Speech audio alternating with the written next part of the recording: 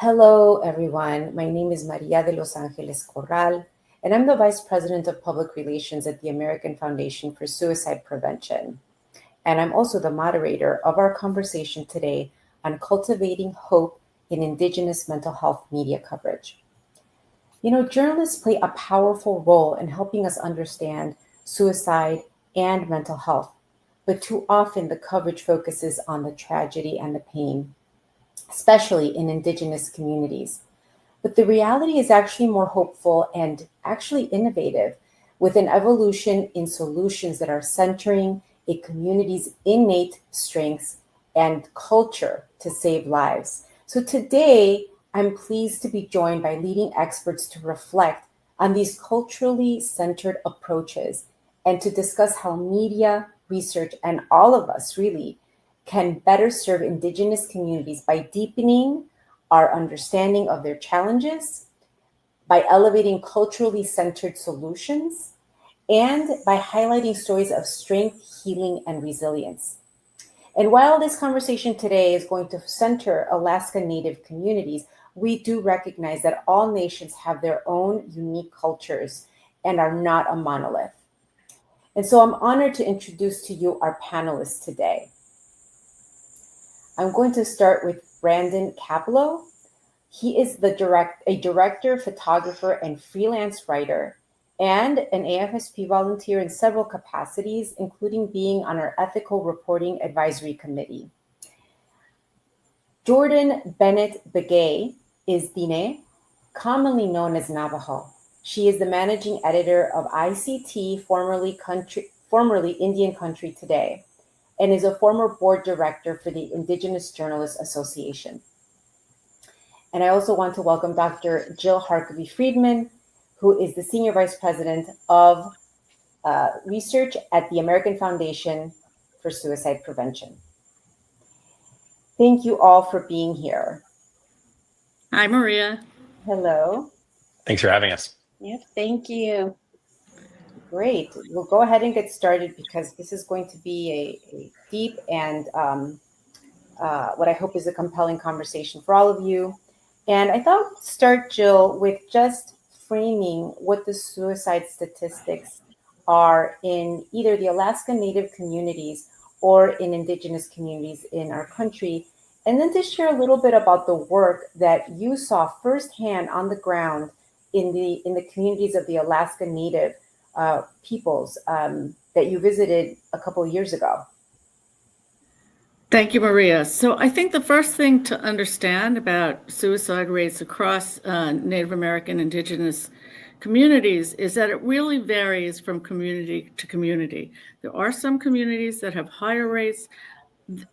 Some of them actually have lower rates. But overall, if we look at the rate, and if we focus in on the sort of 14 to 22-year-olds, the rate is significantly greater. So close to 30 per 100,000 for boys and about 14 per 100,000 for girls, with an overall rate about almost 22 per 100,000. That's how we talk about suicide rate. And just to give you an example, if you look in the general population, it's more for teens in that age group, more like about 10 to 12 per 100,000. When you look older in the community, there's actually not the same increased rate of suicide. So we're particularly concerned about the young folks.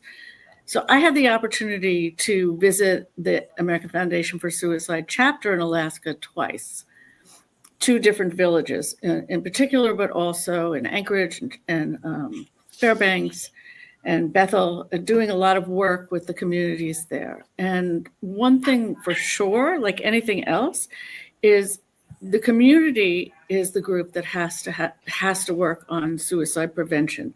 We can't come in there, even AFSP, we can't just walk in and say, you should do this, and that's going to prevent suicide. I met with people, and the first thing I noticed is how devastated people are by the loss of their youth. They know it's a problem, and it's a very complicated. The 2 communities I was in, at least, were very complicated. People were adopting and caring for the youth in many different ways. So you can't just come in there and say, well, do X, Y, and Z, and then you're going to prevent suicide. But what I also learned is that the communities have the capacity to build a suicide prevention community. And when you work with them, which our chapters have and which they were doing, to figure out who are the people who are safe to go to, who are the people who can help someone who's thinking about suicide, what are the things that can be done to fortify the youth so that suicide is not really on the table for them. Then you start being able to engage in suicide prevention. And that's what I saw happening in the communities. First of all, they translated things into Yupik in the communities that I went to. They spoke Yupik. That brought people from all over for a Survivors Day. We have the International Survivors of Suicide Loss Day. And you can imagine if it's in English, nobody showed up, but hundreds of people showed up when it was in Yupik. So just language translation is very important. But they also engaged all different parts of the community, including the elders, and reinvigorated the role of elders in the community, bringing back also culture and cultural activities, traditions, things like that, and having the elders teach the kids. So you're building up a sense of purpose, a sense of being, a sense of identity, all of which is very important for suicide prevention. And then you have your safety nets. If you're worried about someone, who can you go to? And those people also know what next steps would be to help someone in distress. Sadly, they also need to know what to do if a suicide occurs, because contagion is a big issue, at least in the communities that I went to. So I think it was really amazing to learn about the capacity that the communities have and engaging them in the work of building a suicide prevention community. Thank you, Jill.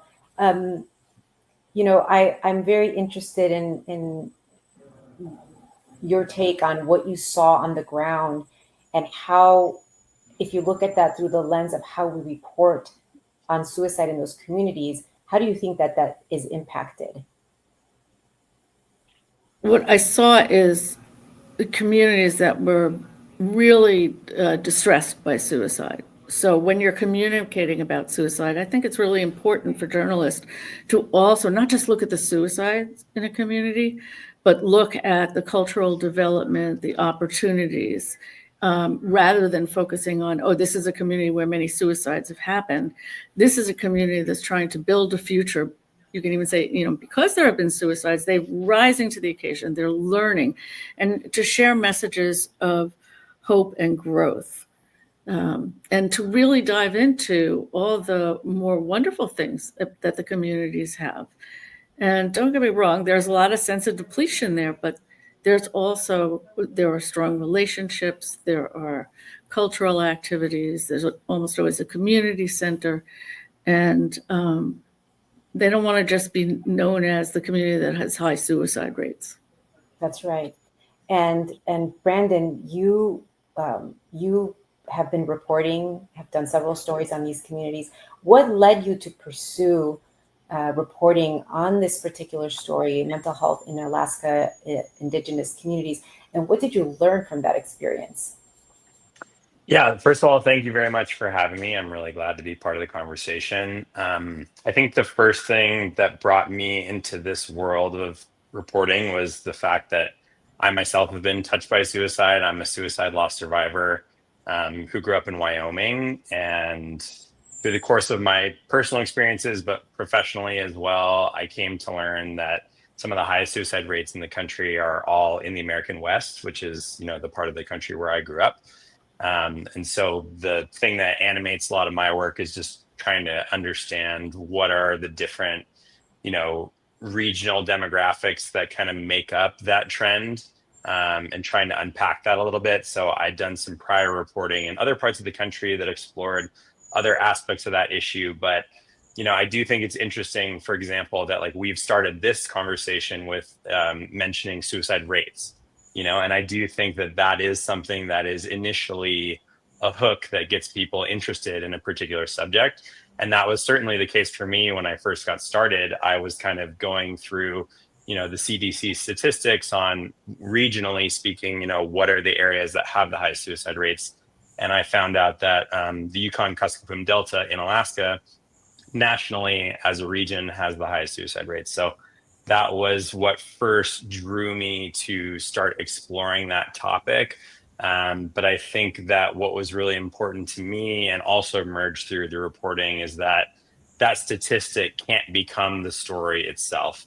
And I think that is something that can be a pitfall for a lot of people exploring these kind of stories, is that, you know, the sort of grim facts become the headlines. And I think it's important to find an angle that can be both honest about the realities of the situation, but also can provide a sense of hope. And I think Jill kind of touched on it really well there, that like one of the biggest takeaways for me from this was exploring strengths-based storytelling. And it's something that I think I hope to carry forward in all the work that I'm doing henceforth. And that's something that I learned really from watching the work that was going on within the community, because they, and I'll get into this in detail later, I'm sure, but you know, their work really focuses on kind of reframing things where traditionally in a lot of suicide prevention contexts, there's a lot of risk management and identifying risks and trying to mitigate risks. And they have instead kind of turned that on its head and said that they want to focus more on strengths-based approaches to suicide prevention, particularly through the prism of community.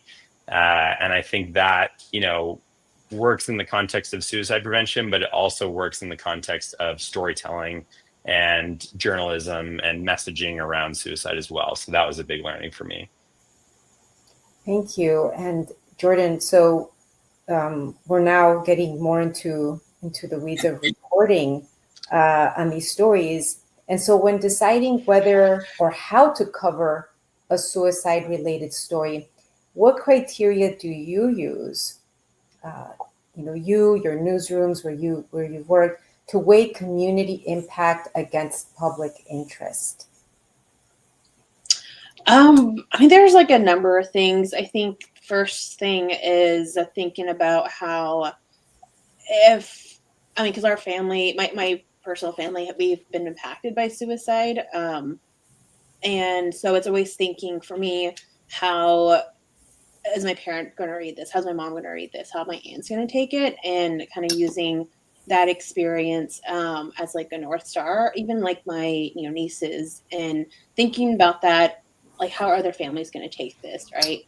And is it relevant to the story? And just thinking about the facts too. Are they accurate? Are they straight? And what Brandon was talking about, the statistics. Do you even understand the statistics, right? And kind of contextualizing that too is something I think about and try to ask our reporters. I mean, again, I'm not the only editor, and then things get lost through the cracks, but it's always like trying to make sure like we get that across. We share and like look at the Carter Center guidelines, right? And they have a whole guidelines that's updated every year on mental health reporting, but then also just trauma-informed reporting. I think all of us are like informally in our newsroom. We're kind of informally trained in trauma-informed reporting, so we kind of take that into consideration anytime we report, even if it's not just suicide related. It's like missing and murdered or domestic violence, and it's taken the time to get to know the sources, get to know the issue, and really put a whole picture to what is happening. And always asking too, how has colonization affected this? Because that's the question that we need to always ask as a Native or ally reporters, like how did colonization affected this? Because that's usually like the something in the front of my mind. And even just like little things, right? It's like word choice has an effect on it. Also like putting trigger warnings at the top of a story. I mean, there's all these little things we have to think about. And in terms of like trigger warnings in our stories, like putting at the top, not just saying this story is about XYZ, it's also providing resources for the community. Like if it's even if it's boarding school related, right? We put like here's a number you can go to. Here's a list of community resources here. I know I think Carter Center kind of has issues with just like listing our resources, but even just picking one that could help with this, it's helped us on our end quite a bit, because we like to provide and be part of that solution, and kind of be more forward looking too in that sense. That is so, it's so good to hear that, you take such a comprehensive approach. And, that point you made about, how would my family process this story? How would they hear this? I think it's so powerful, to think about that, to center the people from those communities that and that's why it's so important that we also have Native voices reporting on these, within and without, these communities, because you are more sensitized to thinking about those questions, right? I often, give the example of, often hearing about how Hispanic communities, I'm Hispanic, and how often we're framed as, low income or poor, and I would always, when I got older and I started reading those kinds of stories, I would say, but I never thought I was poor, but technically I was within that low income poor range. I would have never, described myself as poor. So it's really important to center that, how are the communities themselves going to process this information and the word choice. So I think that's really powerful. And I mean, maybe you even have some examples at the top of your head of this kind of deficit reporting that you've seen, and that we want to see less of, and because it's harmful and it's unsafe. Are there any examples that come to mind for you? There's many examples, so I can't choose one. So maybe like broad examples of things that you see. Yeah. Indigenous Journalists Association, we did often newsroom trainings. And one of the things they like to point out to editors and reporters is that, think about and look at your own reporting in your newsroom. When you report on Native people, there are like five, I think it's 4 or 5 things. I can't remember off the top of my head all of them, but it's like, we're either drumming, we're dead, or we're drunk. And, they're very typical things, right? And that's all centered and framed around deficits and poverty porn. And we're like, no, we're definitely, there's more to that. And you have to contextualize it.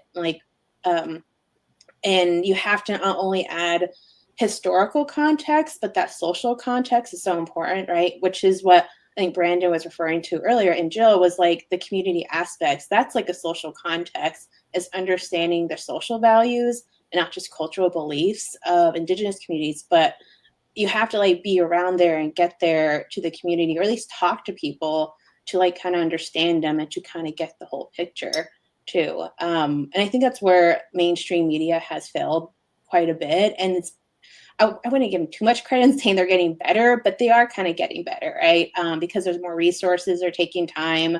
Our newsroom, not only reporters are becoming more diverse, but the editors and media leadership too.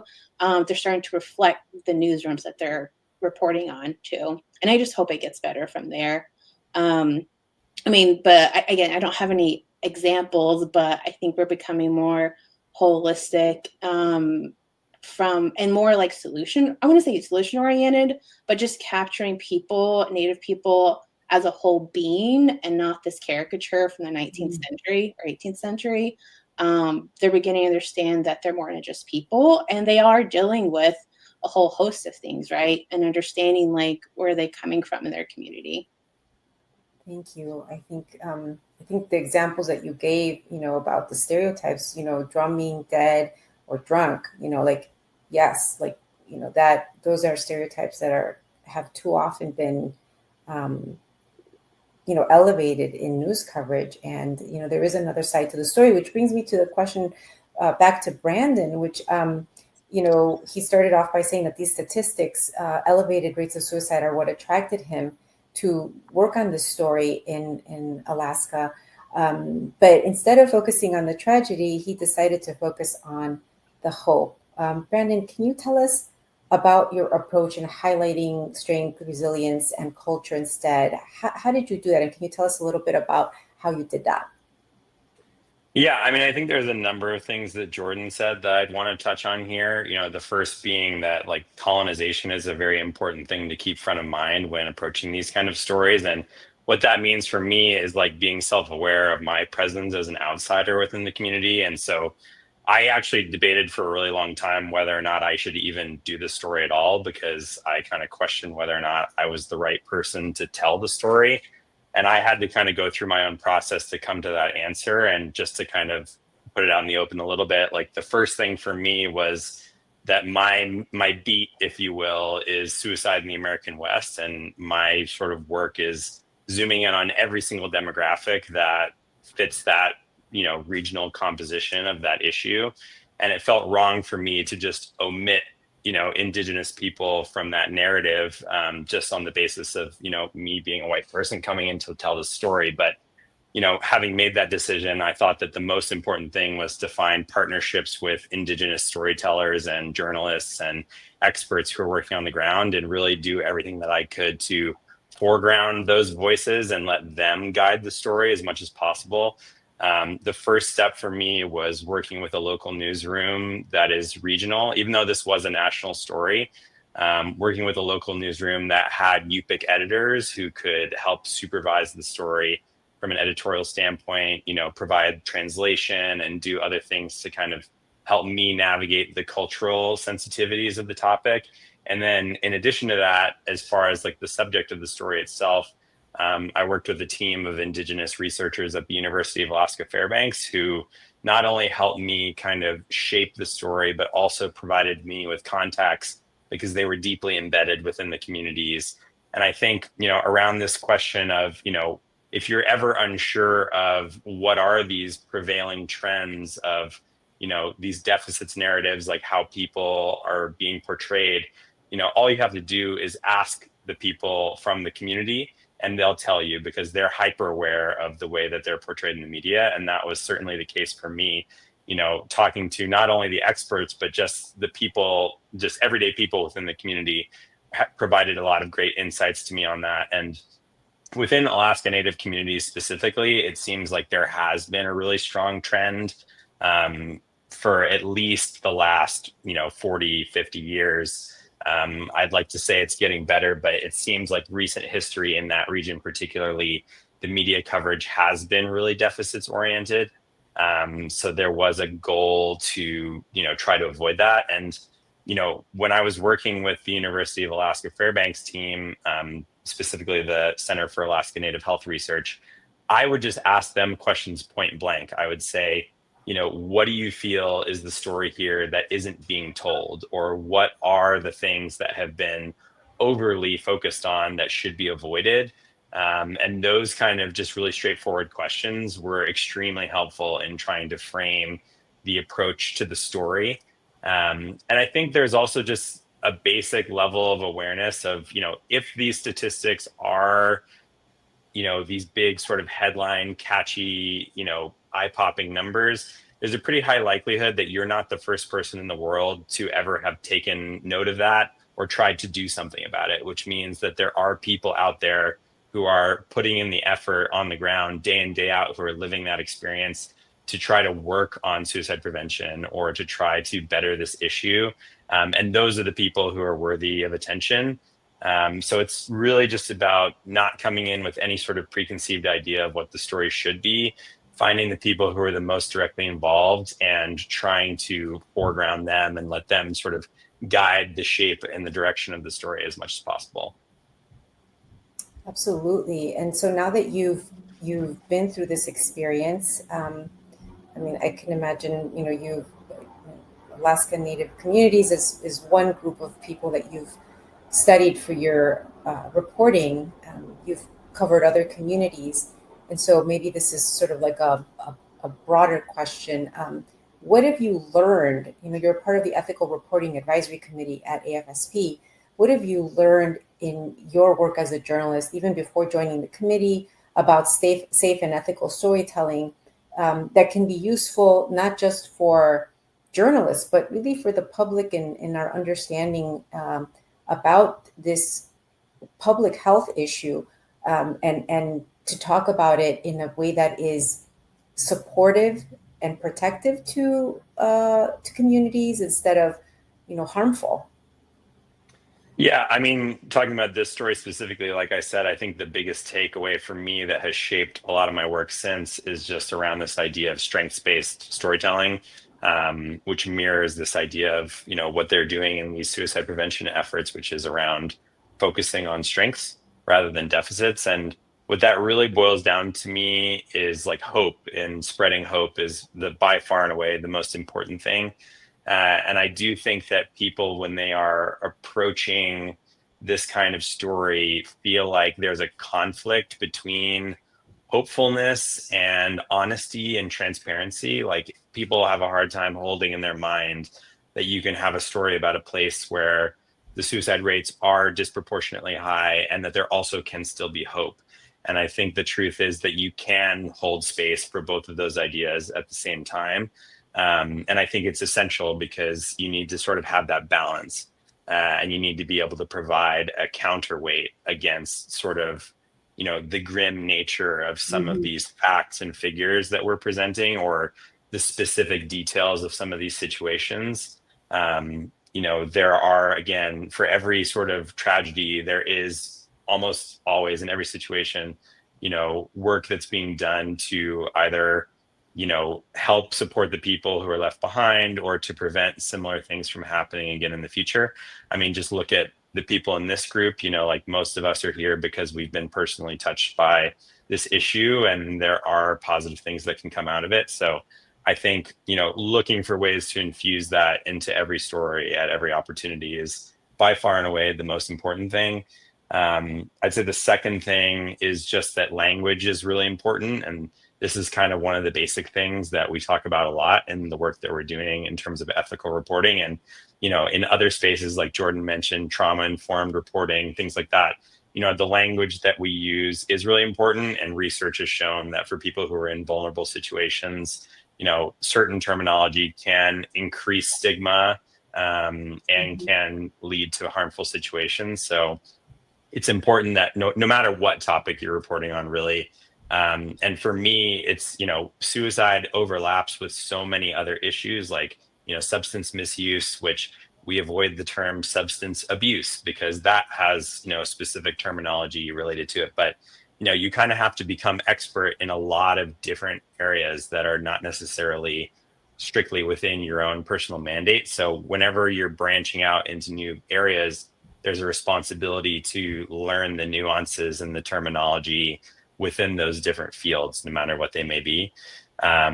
And then another thing I would say is that, I come from both a journalism and a filmmaking background, and I think there is a similar pitfall that affects both of those areas, like kind of media generally, which is because it's an issue with the way that we teach storytelling fundamentally, which is that there's an emphasis on building drama, and we're kind of taught to believe that it's crises that get people to, click on an article or buy a movie ticket or something like that. And I think personally that, providing a feeling of hopefulness is a really strong antidote to a lot of what we're experiencing in the media landscape today, which is that, people are just so overwhelmed by how much negativity there is that they're choosing to just, bury their heads in the sand and not engage with it anymore. So I think, in whatever kind of storytelling you're approaching, providing hopefulness is something that is going to improve our media landscape generally.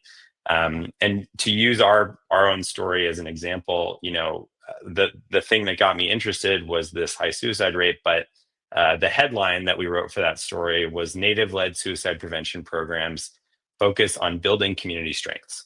Right. So nowhere in that headline are we referencing, the sort of the nature of suicide rates within that community. We honed in on something that we felt was helpful and hopeful. And we got a really strong reader response, and it didn't seem like that was a barrier to people accessing that story whatsoever. Thank you very much. That was a very comprehensive answer. And I wonder if Jill can talk a little bit about we didn't talk too much about this beforehand, but really from a clinical medical perspective and research perspective, what do we know about hope and resilience in media coverage that actually has a protective factor on communities? And why is that so important in ethical reporting? Yeah, so hope is a driving force to staying alive. And so when somebody is, for instance, struggling, having hope, even just a little nugget of hope, and building on that hope can keep somebody alive. It can lead somebody to reach out for help because a person who takes their life feels hopeless. But we know that they're not completely hopeless, that there's always an ambivalence. So if we can speak to the let's stay alive and things will get better and there's reason to keep going, then we can really help those people to move towards that instead of a gloom and doom that just brings them down more. It's very powerful and it does save lives. So again, remember that suicide is an ambivalent act. Nobody's like all one way or all the other way. And then if you start also showing that there's a community where you can build hope and you can build relationships, that makes a difference too. So if you think about somebody who's feeling at the depth of their life, feeling like life is not worth living, and they can just talk with you about it, that in and of itself is relieving. That's something that can even take them out of a suicidal crisis. So hope, and then you brought up resilience. Resilience is a buzzword these days because we all try to build resilience. The good thing about resilience is you can learn it. It's not something like you either have or you don't have. And so there are ways to learn how to bounce back that we, as a clinician, yeah, that's part of what I do, but even our families, our loved ones, our schools, our communities can help people build resilience. So when something happens, resilience is the ability to bounce back from it. And you may not bounce back to exactly where you were, but as long as you're going towards hope and going towards re-engaging in your life and with people who care about you, that's suicide prevention. And telling stories about how people have done that, have reconnected with life and reasons for living is very powerful in the media. It's actually probably more powerful than telling a negative story where it seems pretty hopeless, because hope is possibility. Hope is the possibility that things could get better, not just better, but even be great or good. So those stories speak to people even when they feel like there's no hope, because there's always some ambivalence. There's always a way. Maybe I could, or maybe I could talk to the person I care about and see if I can bring them that. It'll start with a little bit of hope and then help them to be more resilient. You can't just say snap out of it. That's not the point of hope and resilience. But you can walk alongside them while they're on that journey towards reconnecting with life and engaging in a new way that brings them hope. Thank you, Jill. That was really, I think, needed in this conversation, because I don't think the public understands why it's so important to include those elements in stories, and that we know through research that it can actually support people, help them see the hope, and help them thrive. So those things are very, very important.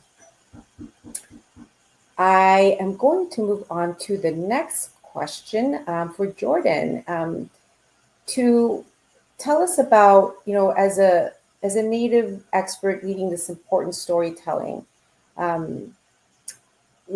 there topics or issues that you don't see enough of in the communities in your understanding of mental health and suicide prevention? So we've talked sort of broadly about mental health and suicide prevention. Are there still stories that you haven't seen that you think should be told?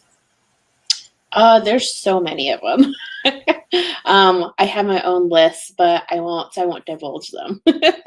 But no, I think there's definitely a lot. And I think a lot of it does center, I mean, again, like Jill was saying, like the resilience and hope, but also just the excellence and brilliance of like Native people too. I mean, they're doing such good work in like the mental health realm. And I think there's definitely angles to that people haven't even like touched on. And that's part of why I wanted to be part of the Carter Center Fellowship, is because I haven't really seen anyone really dive into it yet. And that was just an introduction like year. There's still so much more that even I haven't learned and haven't came upon.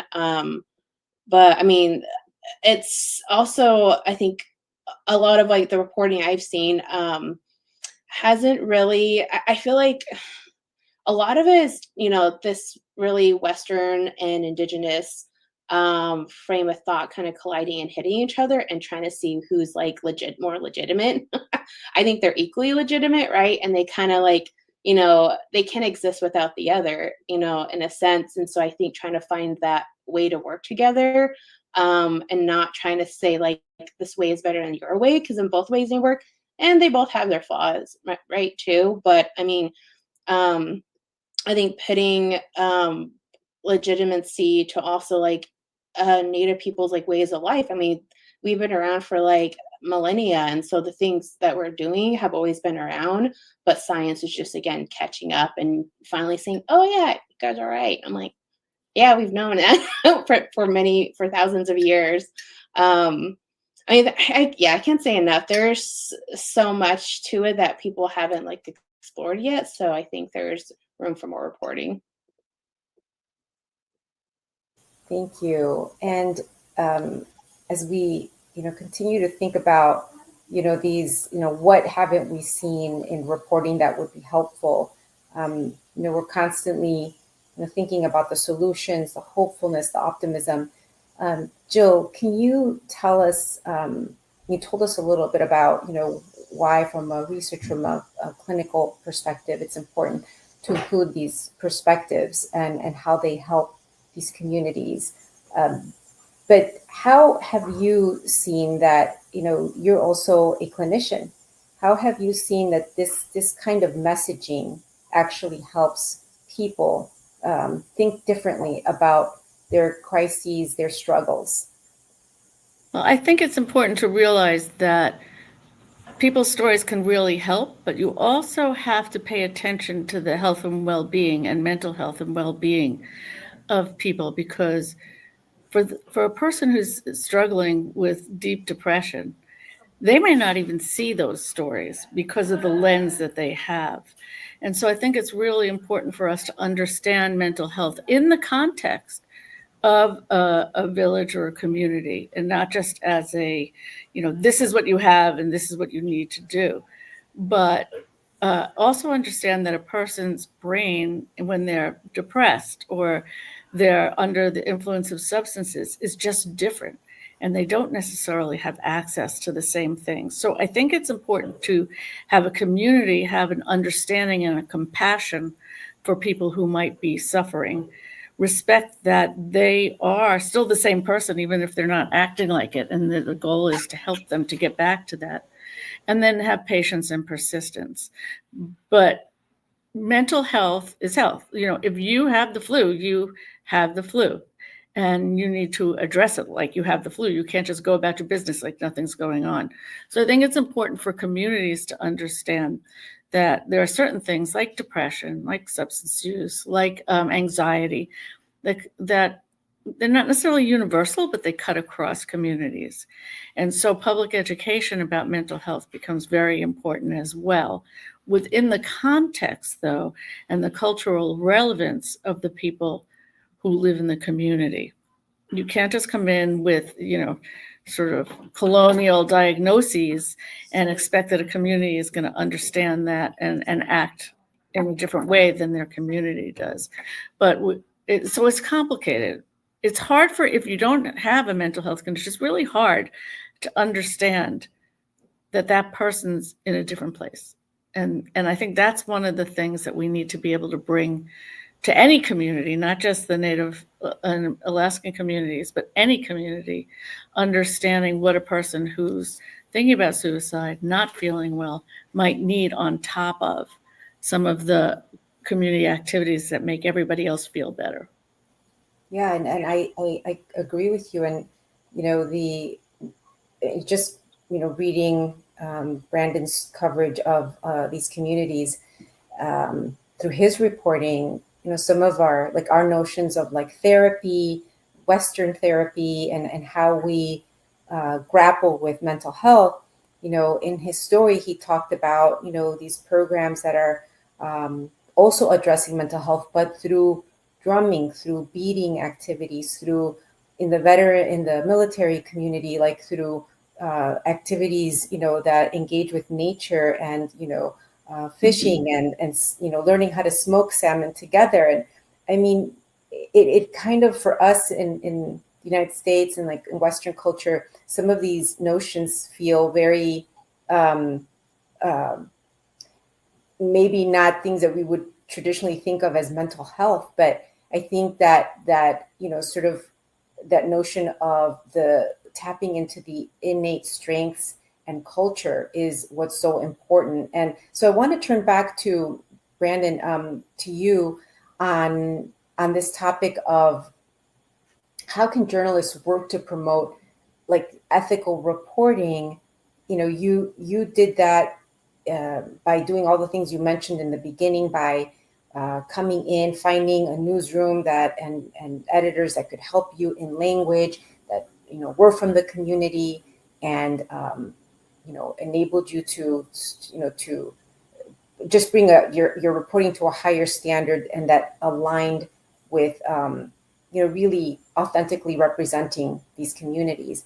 Can you share a little bit more about how you would encourage journalists to promote ethical reporting recommendations? I know this is not easy. I mean, you yourself, just to do this story, had to go through a significant amount of effort, to do this, to do it in the first place, and to do it right. And so would love to hear your thoughts. Yeah, I mean, I think there's a lot of value in just getting to know the place and the communities that you're going to be profiling before you even start coming up with a framework for a story. I did a 2-week reporting trip that was really just exploratory in nature before I even had an outlet involved, just to get to know the landscape and start to kind of come up with a framework for what a story could be in the first place.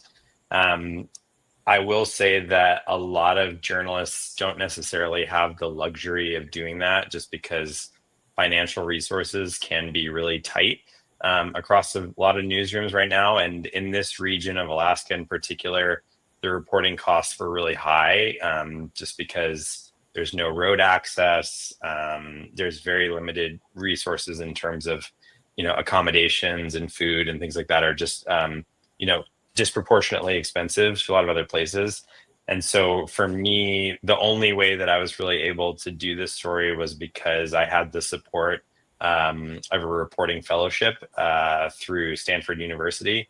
And I would definitely encourage, people to go and spend as much time as they can, particularly with a subject that's, difficult, or from a community that you yourself don't belong to. Because there actually are, specifically in the field of health reporting, like there are a lot of resources available in the form of fellowships, grants, and monetary awards that can help to support this kind of coverage. Just off the top of my head, in addition to the Stanford one, which was not even specific to health reporting, it was a broader fellowship. But the Pulitzer Center offers, they're actually soliciting this year. Part of their mandate was specifically around health reporting as one of their areas of focus. The Carter Center that Jordan mentioned getting involved with previously, the University of Southern California has a health reporting program as well. And then there are tons of other grants and other resources that are available specific to different disciplines, whether you work in radio.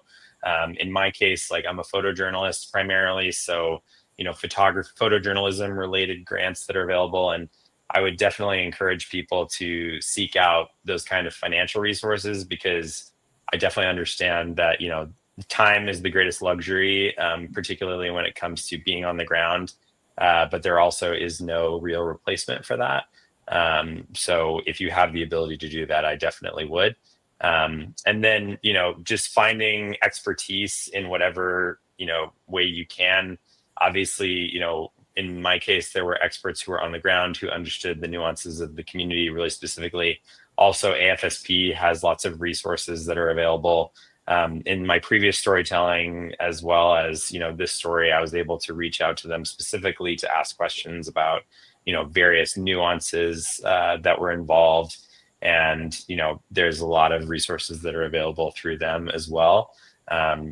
So I would definitely encourage people to kind of seek that out at every opportunity that they can. Jordan, do you have any recommendations as well for how journalists can tell more ethical stories, more authentic stories about mental health and suicide prevention, definitely as it relates to Native communities, but in general as well? I would do, granted, did like all the research, and I always encourage reporters to do that, especially if it's not their own community, especially me as a Native reporter. I've experienced that. I may be Deneb, but if I go, in grad school, I was at Syracuse, and that's where the homelands of the Haudenosaunee Confederacy. And even then, they constantly like ask who I was, what am I doing there? So it's not just, it's just like always remembering that you're a guest there. So I had to do my legwork and just showing my face and sharing part of who I was, because journalism is a very extractive industry too, right? We take stories, we take. So giving yourself back. That's why I keep my Instagram public, because I want to show people that I'm human and I do these things. I care about these things. I'm not just a robot. There's a person behind this keyboard and a person who cares about this community.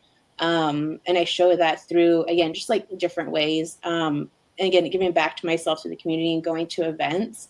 If people, if it's not all the way in Alaska, if it's a community near you, I always tell people just to go to the community events and talk to people. And just like off the record, you don't have to go there on assignment. It's showing your face and building rapport with them, and because they need to get to know you, right?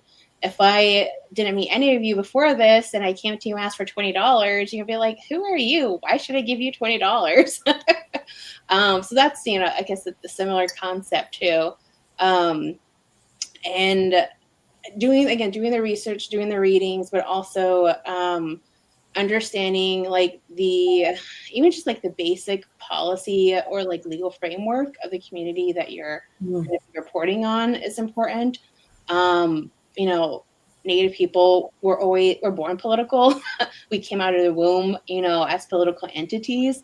And I never loved politics or policy before, but my friends all, Jordan, you were born political. And I'm like, yeah, you're right. So, understanding like if you're in Alaska, they have a different legal framework there, right? So you have to go in and understand, what does that look like? How does that impact the story you're working on? And it's going to impact not just, the policy and politics stories, but health and environment, climate, every single aspect, right? It touches on there. There's jurisdictions, there's laws. And same thing in the lower 48. It's a different legal framework down here. So what does that do, right? You have the state and tribal relations you have to consider. There's even just basic federal Indian policy and laws that like have been passed throughout time, right? It seems like a lot, but it's an investment. I don't encourage parachute reporting, right? If it's something people want to keep doing, it has to be a long-term investment.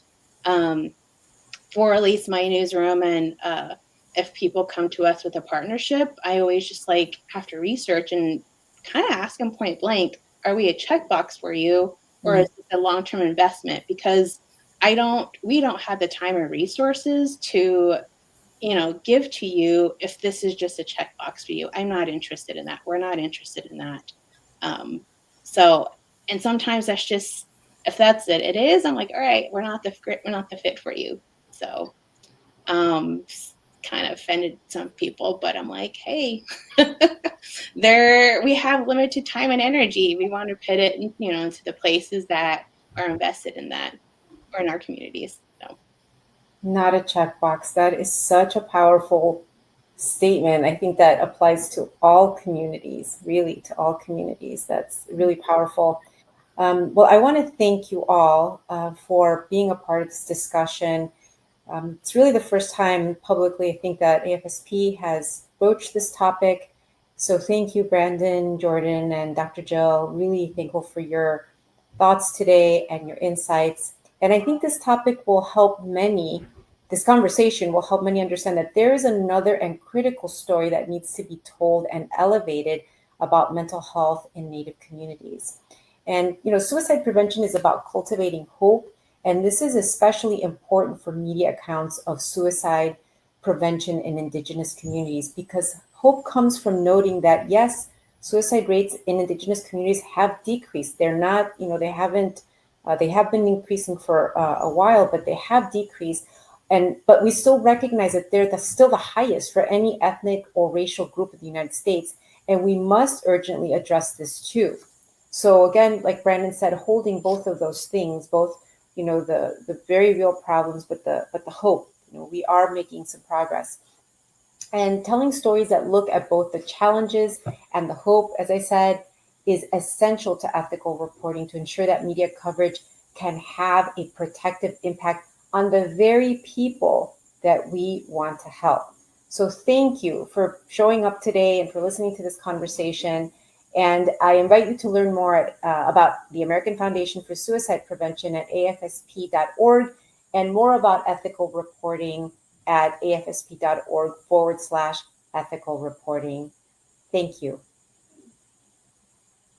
Thank you.